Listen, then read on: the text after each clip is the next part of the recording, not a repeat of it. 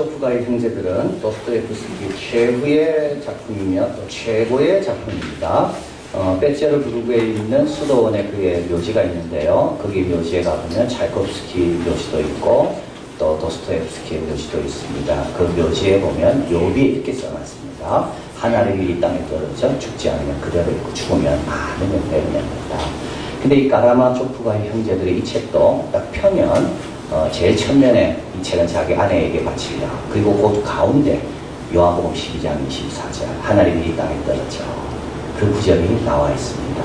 그리고 이제 소설이 시작됩니다. 이 소설을 읽기는 절대 쉽지는 않습니다. 네, 너무나도 방대한 분량이고요. 그리고 또 이름이, 러시아 이름이 얼마나 복잡한지. 네, 그리고 역시 그 도스토옙스키는 정말 대가다운, 그러니까 한 사람을 소개할 때 한 사람의 이름을 쓰지 않고 이름이 5개, 6개가 나옵니다. 그러니까 이 사람인지 계속 찾아야 돼요.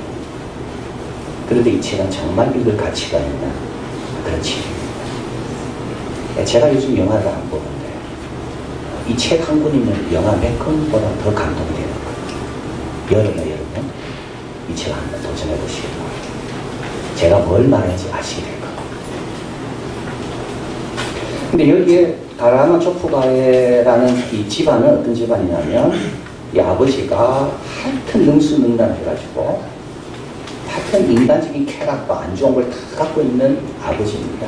그 밑에 아들 3명이 있고 이 아버지가 살해를 당하고 그 범인이 누군가, 그게 소설의 내용입니다. 근데 아들 3명이 다 특징이 다릅니다. 드미트리 첫째 아들은 아버지를 닮았습니다.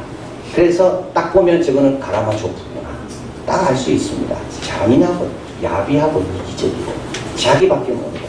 그런데 알고 보니까 그 안에 순수함이 있습니다. 근데 아버지를 안 죽였어요. 근데 아버지를 죽였다고 20년 후에 왔습니다. 그 다음에 둘째 이반이라고 있습니다. 이 이반은 아주 똑똑합니다. 철학자입니다. 무정부주의자고 무신론자입니다. 세상에 안 좋은 것들만 모아놓고 있습니다. 그리고 그를 가지고 하나님이 계시지 않는다고 제시합니다. 동생과 대화한 다음에 이반이 떠나갑니다. 그때 동생이 형 떠나가는 뒷모습을 볼 때 너무나도 가증스럽습니다. 겉으로는 똑똑하지 않은데 걸어가는 모습이 어깨는 축 처져 있고 힘없이 걸어가고. 무신론자들은 똑똑한 건 어때요? 실제로 외롭습니다. 좋은 일이 있어도 감사할 데가 없습니다. 그 다음에 이제 알료샤가 막내입니다. 독실한 기독교인입니다. 그래서 수도원에 갔지만 수도원에 있는 조시마 장로가 너는 수도원에 있으나 세상에 있으나 똑같은 사람이기 때문에 세상으로 내려가라. 그래서 수도복을 벗고 세상으로 옵니다. 이 형과 동생의 대화가 나옵니다.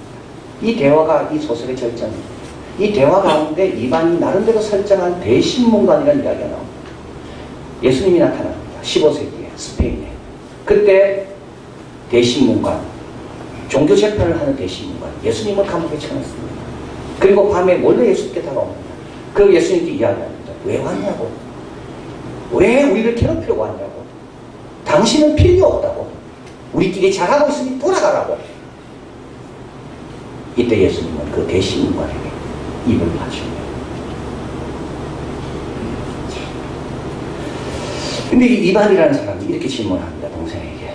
하나님은 계시지 않다. 저 어린아이들 한번 봐라. 저 무고한 아이들이 저렇게 죽어가는 거 한번 봐라. 저런 아이들이 죽어가는 세상이 하나님이 만든 세상이라고 말할 수 있냐? 저 아이의 죽음을 누가 보상해 줄 거냐? 이 아이는 이미 죽었는데. 그리고 누구 때문에 죽습니까? 어른들의 죄 때문에. 이때 러시아는 아이들을 많이 때렸다. 아이들을 버리기도 하고. 그게 다 누구, 그러니까 세상은 이렇게 불공평한데 하나님이 있다고? 하나님이 나에게 표창장을 보냈는데 입장권, 나는 그 입장권을 거부한다. 돌려보낸다. 나는 거기에 입장하지 않는 거야. 자, 그래서 알료샤가 이 대화를 다 하고 이제 조시마 장로라는 분의 임종을 지키러 옵니다. 이때 조시마 장로가 이제 임종하기 전에 정신이 들었을 때 욥의 이야기를 합니다. 나는 욥의 이야기는 눈물 없이 읽을 수가 없다. 욥의 이야기를 읽을 때마다 나는 눈물을 흘린다.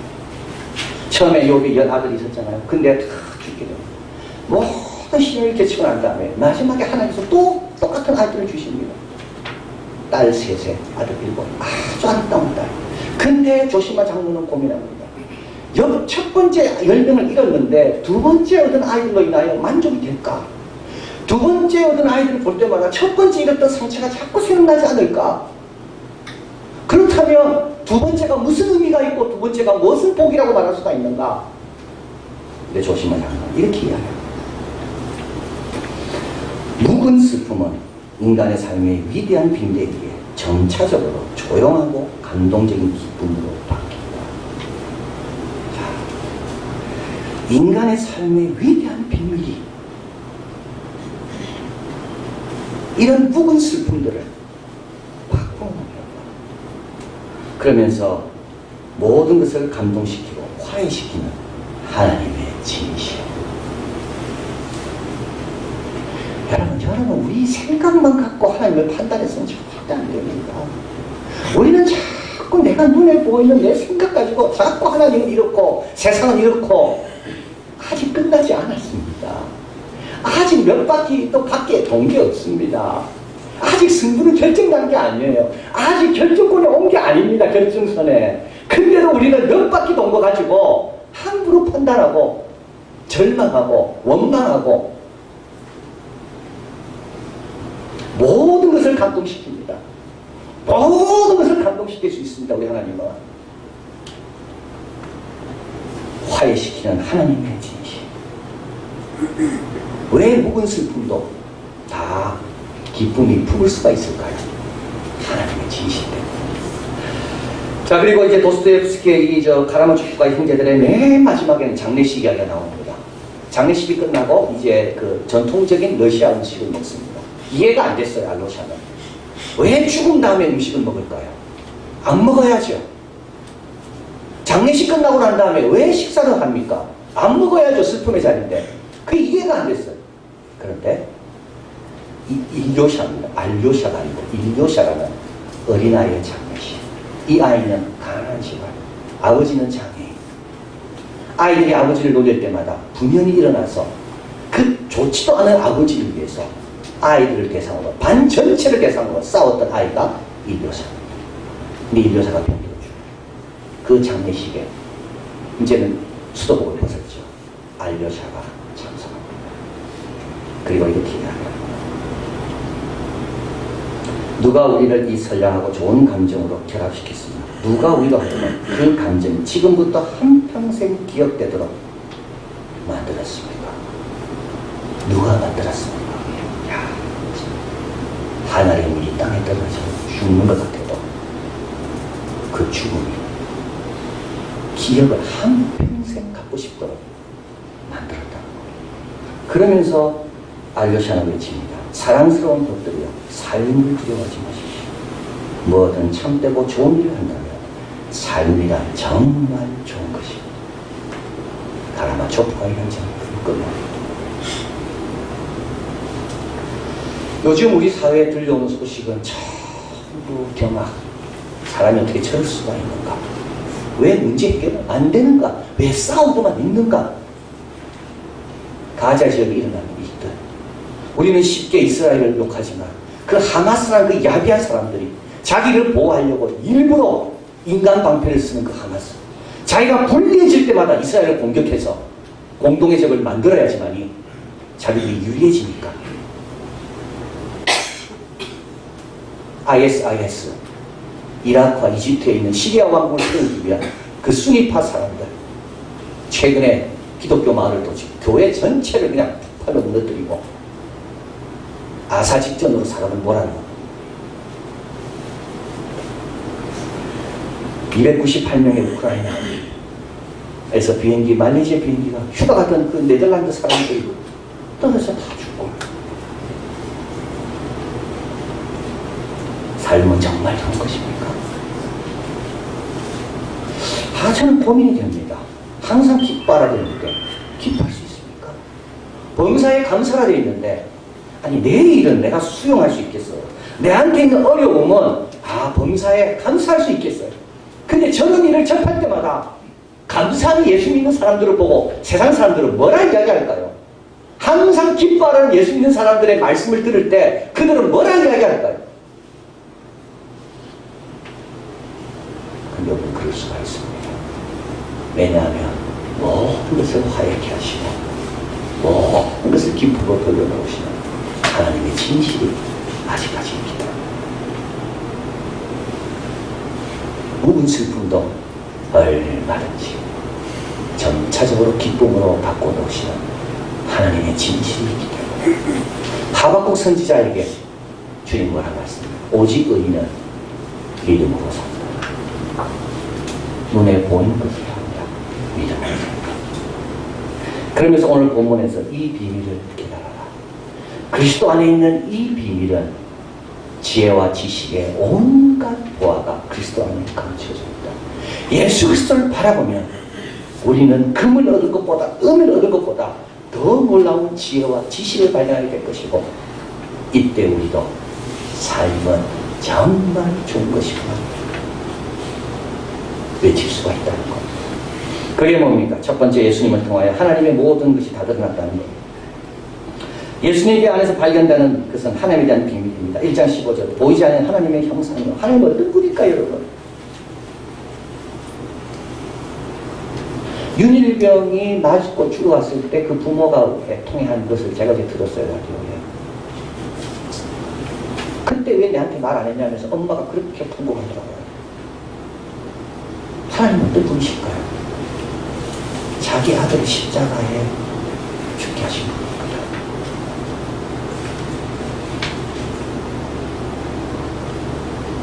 온갖 조롱과 핍박과 더러운 것이 그 아들에 쏟아질 때도 그분은 보고만 계셨던 분입니다.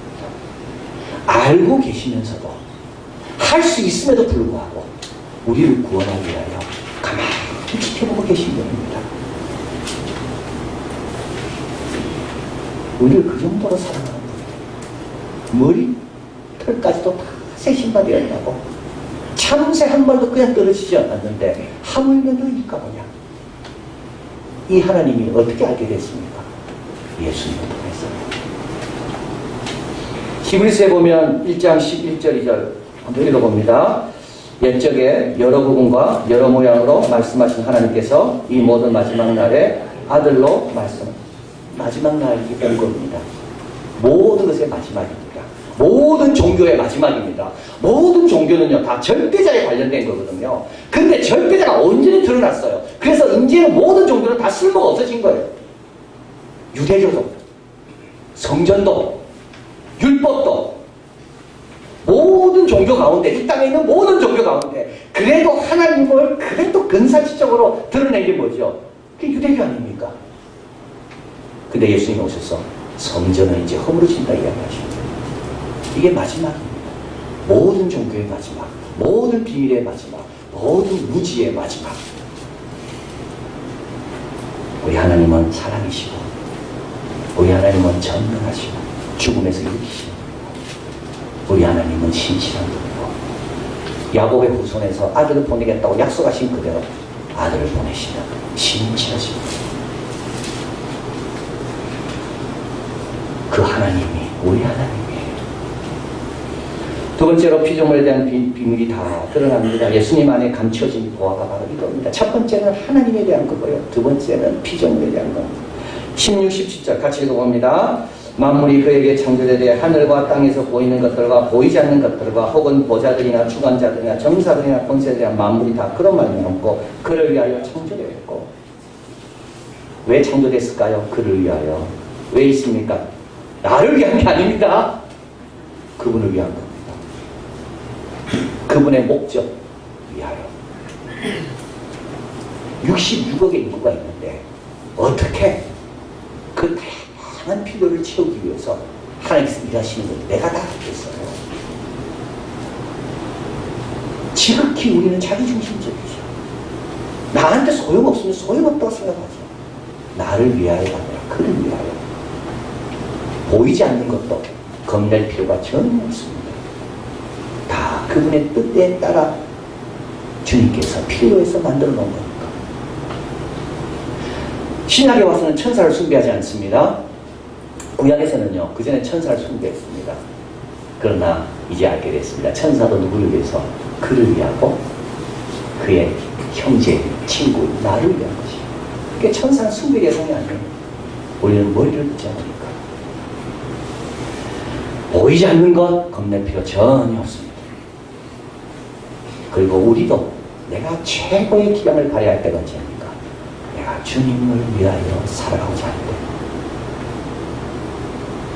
내가 주님을 위하여 살아가고자 할 때가 우리의 기량은 최고로 발휘되고 최고로 행복합니다. 그래서 참 이상한 거는 여러분 은혜를 충만히 받으면요 죄가 보이는 게 아닙니다. 그 참 이상하죠. 우리는 영안이 막 밝아지면 막 남의 죄가 보이고 부족한 게 보여가지고 막 지지랄 것 같은데 은혜가 충만하면 다 사랑스러워요. 그 이상하지 않습니까? 은혜가 충만하면 막 투시해가지고 남을 알아보고 막 지지하고 이래야 되는데 은혜가 충만하면 다 원수도 친구로 보인다니까요. 그게 왜 그럴까요? 원래 하나님께서 그렇게 창조하셨기 때문에 그런 겁니다. 참 아름다워라.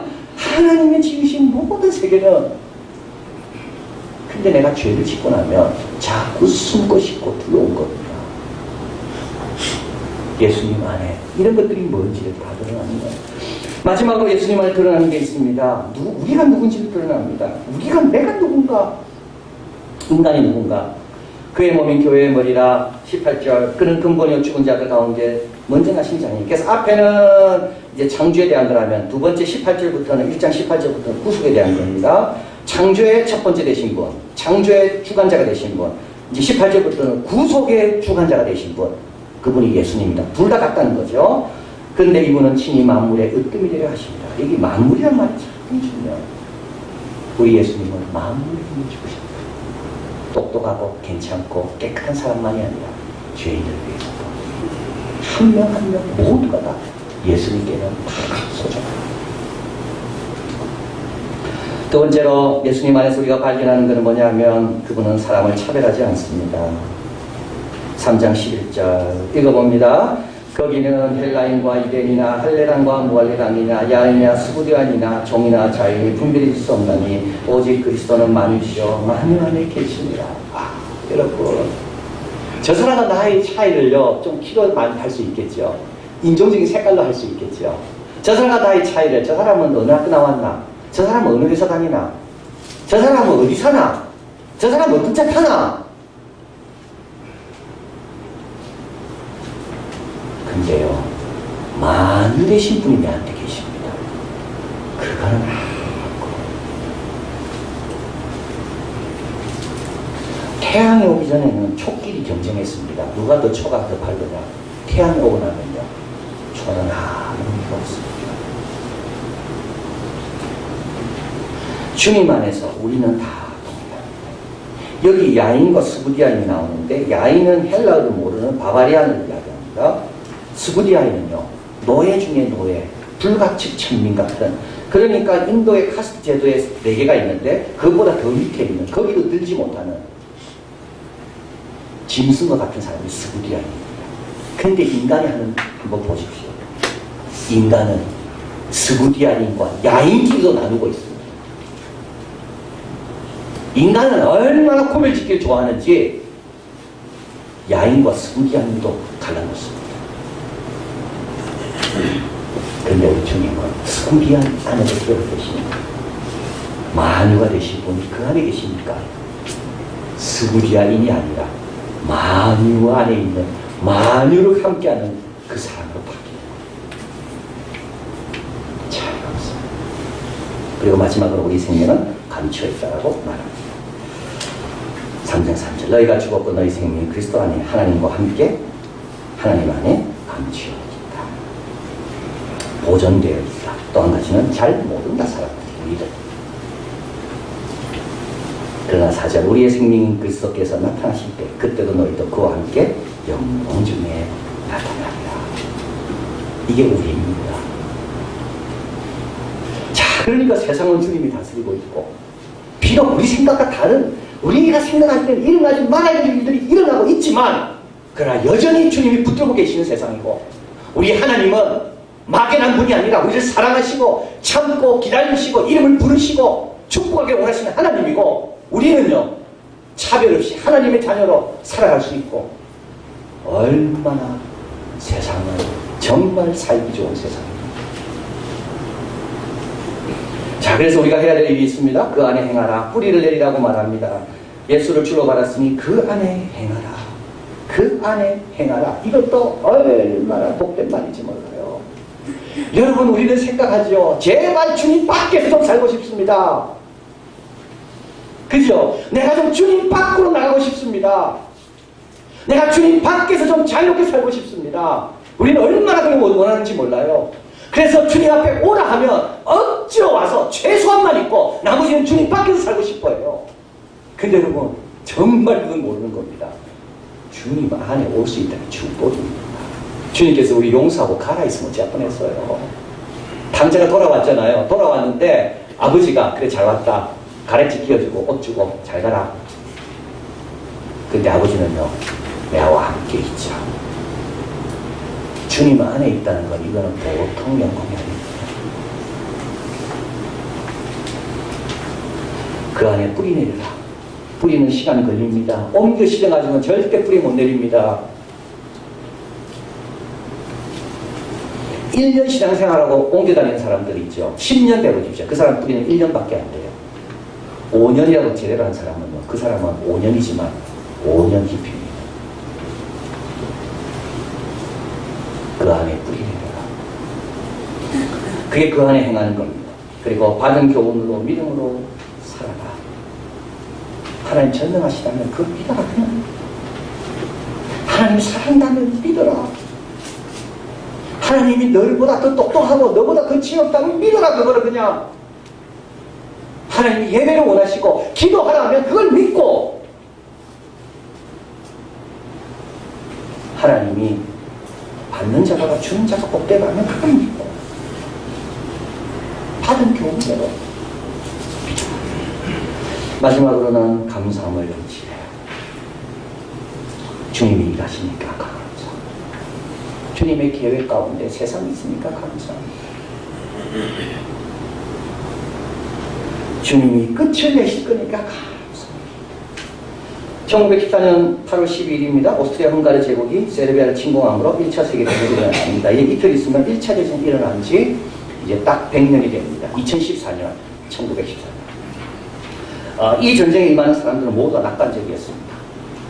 나폴레옹 전쟁 이후로, 그리고 작은 국지적인 전쟁들도 있었지만 이렇게 대규모 전쟁이 일어나는 처음입니다. 그래서 유럽 전쟁이라 부르겠지만 2차 세계대전이 일어난 다음에 1차 세계대전이라고 불렀습니다. 전쟁은 곧 끝날 줄 알았고요. 그리고 사람들이 전쟁에 임할 때 영국, 러시아 이쪽이죠. 이쪽 측, 독일, 헝가리 이쪽 측, 이쪽 측, 양쪽 그 사람들마다 이번 전쟁이 끝나면 더 좋은 세상이 올 거라고 생각했습니다. 전쟁학자들이 이야기하는데 전쟁을 치를 때 그냥 치르는 게 아니랍니다. 희망이 있답니다. 통일을 한다든지 뭐 이런 희망. 그래서 이번 전쟁을 통하여 한국이 통일될 거라는 희망. 희망 없이는 전쟁은 치르지 않는데요. 근데 1차 대전 때 희망이 있었는데 어떤 희망이 있었는가 하면 이제 이 전쟁이 끝나면 모든 전쟁은 끝날 것이고 세계는 아주 안정된 곳에 세계는 세워질 것이라는 희망. 빌레름 카이스 2세입니다. 카이스 빌레름 2세가 독일 황제인데요. 이때 군대 싸움터로 나가는 사람들에게 8월입니다. 8월 초에 이렇게 이야기했습니다. 여러분, 낙엽잎이 떨어지기 전에 여러분은 집으로 돌아올 겁니다. 그때 8월이니까 가을, 겨울 오기 전에 올 거야. 그런데 이 전쟁은 1918년까지, 딱 1918년까지 4년 넘게 치러지고 1,500만이 죽습니다. 2천만이 다칩니다. 그리고 더 비극적인 건 전쟁은 끝나게 하고 20년 있다가 2차 대전이 일어나고 한국 전쟁이 일어나고 베트남 전쟁이 일어나고 아프간 전쟁이 일어나고 시리아 전쟁이 일어나고 이라크 전쟁이 일어나고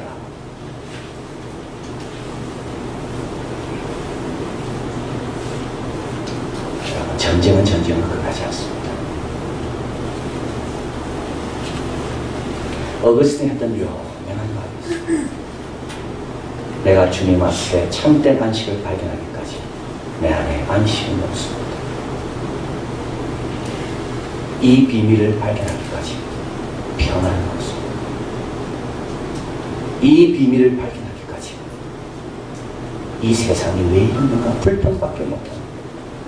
이반처럼 이 비밀을 발견하기까지 말은 힘차게 하지만 어깨는 축 처져서 낙심 가운데 살 수밖에 없습니다. 예수님을 통해 보여준 비밀, 하나님의 신실하신 지금도 운행하시는 믿고 무거운 건 하나님께 맡기면 돼요. 아버지가 무거운 걸 자식에게 맡기지 않습니다. 이 엄청나게 무거운 이 문제들은 하나님께 맡기고 아버지가 우리에게 맡긴 짐만 지면 돼요. 그게 뭡니까? 뿌리 내리는 거, 믿음, 소망, 사랑으로 살아가는 거, 오직 우리는 믿음으로 사는 거. 그러면 이 세상은 아름다운 세상, 귀한 세상, 언젠가 눈물을 다 씻어주는 그날이 오게 되는 주님의 세상. 이 믿음으로 한 주간도 힘차게 사시길 바랍니다.